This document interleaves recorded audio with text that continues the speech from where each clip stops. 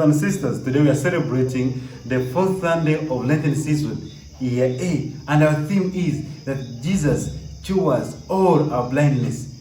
Jesus cures our spiritual blindness. Jesus cures our physical blindness.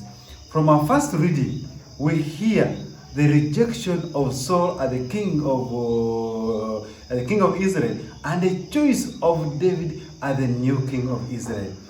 In the gospel, we hear the cure of the man born blind.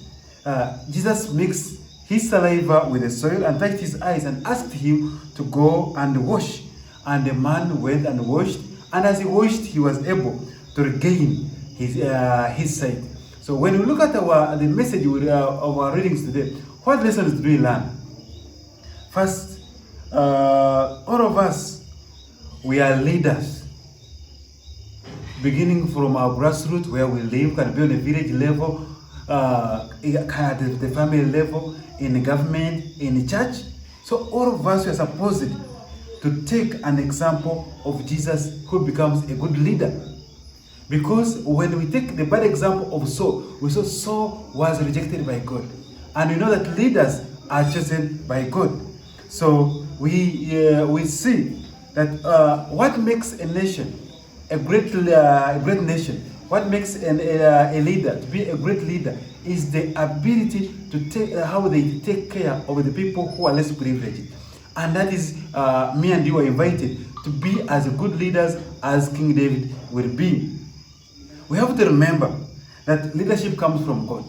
And this leadership comes from God.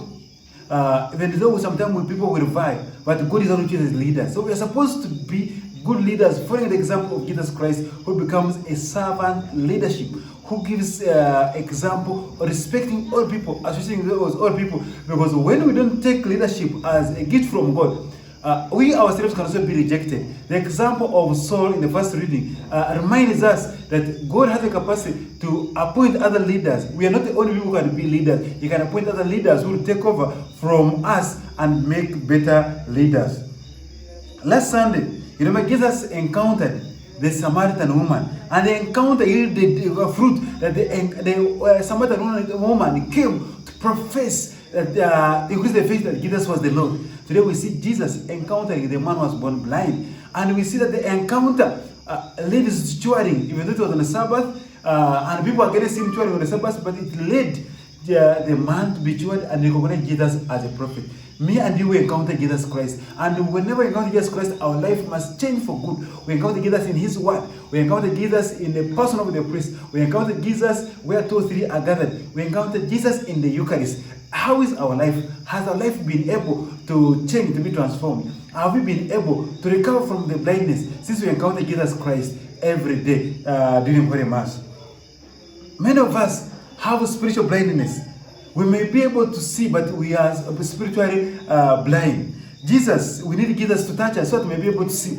Look at the Jewish people around. All of them were spiritually blind. They are only complaining about the Sabbath, but they're not concerned about this man who was blind from childhood. Now he has been able to meet Christ, and Christ is healing him, and they become indignant. How many times have you been blind about people who are suffering in our neighborhood, people who have no food, people who are suffering when they're not supposed to suffer, people are abusing the environment? Look at that. In that spiritual blindness, we need the Lord to touch us so we may be able to cure our spiritual blindness. We see the messenger of God encountered David in a field tending care of the sheep of his father. And that's why David was chosen to be the leader. David was chosen when he was working. It reminds all of us that we must be working. God will be able to choose us when we are working, we are doing something. It's with the small business that you are doing. It is the unemployment you are on. However much is paying less that Jesus is to pay, will be able to choose me and you to make us useful instruments. You remember that even when he was choosing the apostles, when he chose Peter, James and John, he found them on the lake they are fishing. Matthew, he was at the customs house. We have not seen Jesus, oh God, choosing anyone who is idle. Dear brothers and sisters, let us, all of us, embrace work, and God will be able to bless us more and more. For us to recover to receive healing, we We need to be obedient people.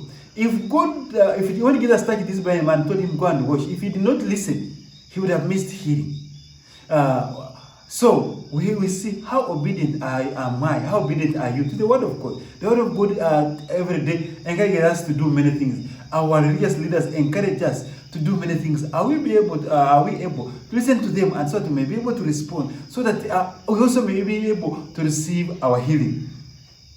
When one is sick and he goes to the hospital, he's healed, you will be hearing him say, this doctor cured me, this person cured me. And we have even seen, even some people calling themselves prophets, calling themselves pastors, they say, I cured you. We all know that healing comes from God. We must attribute our healing to God. The doctors treat, but God heals. So we have to always seek our healing from God. That even when you fall sick, you go to the hospital, we have to remember to accompany our sickness with a prayer, to accompany our sickness with the word of God, so that God may be able to show us God is the only one who heals us.